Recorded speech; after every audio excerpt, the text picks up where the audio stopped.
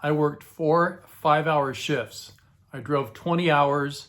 In that time, I made $600. Of that $600, $100 was tips. That's quite a significant amount. In fact, that's 16% of what I earned was in tips.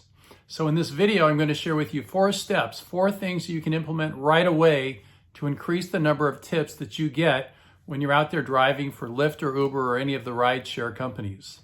And stick around, because at the end of the video, I'm going to share with you the number one thing you can do to ensure that you get the maximum amount of tips. Hey everybody, it is Jay Crater with the RideShare Guy. Having a little sip of Nespresso to get us going here. Yeah.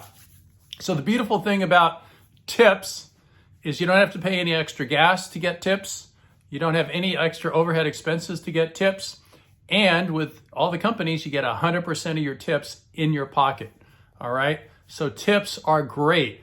And if you can increase your percentage of the amount of tips you get, it's quite significant. If you took what I made in tips in those 20 hours and you extrapolated it into a 50-hour week over a month, that's nearly $1,000 in tips.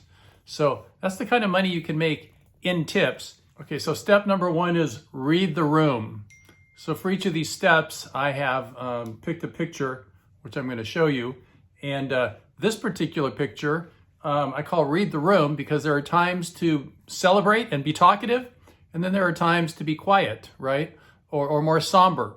So when I say read the room, what I mean is what headspace is your passenger in, right? Sometimes your passengers get in the car and they're like on the way to the airport and they're excited and they want to talk, right? Great, let's talk. And other times they don't, right? I just had a woman who got in my car. It was a 30-minute ride. And I said, how you doing? And she said, fine. And I could just tell she wanted to be in her own little space, right? She wanted to be hassled by me. About halfway through, I just said, just checking in. You doing all right? She said, yep. And we got to where she was going, and she handed me $10 in cash. And she said, thanks for getting me here fast. And all I did was drive, right? And I respected her space. So read the room. Some passengers don't want to be talked to. Some passengers do want to engage with you. Okay, so step number 2 is called be relatable. And in this picture here, I'm in a place called Phuket. And I was sitting on the beach, and this couple came up to me and my girlfriend there. And they were from England. So I've lived in England. So we were immediately relatable. I was relatable, right? We had something in common. On one of my rides recently, the man started talking about one of his parents who was having some health issues. And I shared that I live with my mother who has Alzheimer's. And boom, we were immediately relatable. And I got another $10 tip from him. So when they feel this connection with you, they almost feel compelled to have to give you a tip. Okay, number 3 is ask and then listen. Ask and then listen. And this picture is taken at a bar in Bangkok called Havana Social. And this ask and then listen is so important because, again, most people are out there wanting to talk. Very few people are out there wanting to listen, to actually take the time to show an interest in you, right? So that's something that you can provide. In addition to driving somebody, you can be a listener, which is so rare in the world. And it makes people feel like you've given them something, so they're going to give you something when it comes time for them to give you a tip, okay? So ask a question, right? Again, if they're interested in having a conversation, ask a little question. And then based on what they say, let them just insert just a little bit to them and then listen again, okay? So it should be about like 20% you and 80% them. Because frankly, they don't care about you, right?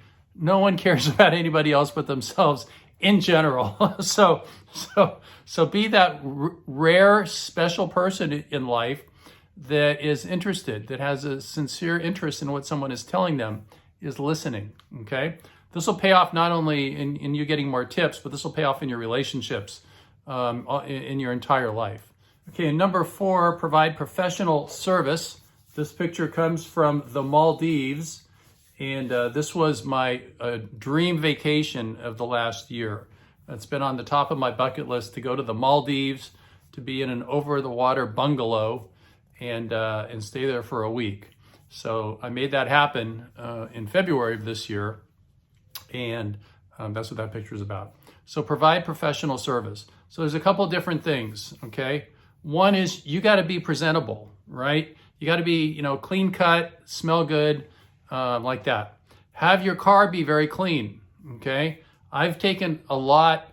I may not have driven a lot as a driver, but I've taken a lot of Ubers in a lot of different cities, and a dirty car is an immediate turnoff, right?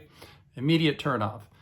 So clean car, you're clean cut, and then just be a professional driver, right? I've been in so many cars where the driver, the taxi driver, the Grab driver, the Uber or Lyft driver drives fast. They're in a hurry, and I don't feel comfortable. I just can't just relax and enjoy the ride because I feel like I'm going, herky-jerky like that, right? That's not the way to get your customer quickly to where they're going. You want to, on the freeway you can drive fast because there's no herky-jerky, right? You're just kind of going fast.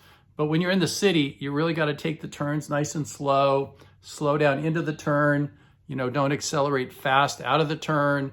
When you come to a stop, slow down ahead of time so you're not like, you don't want to have that experience, right?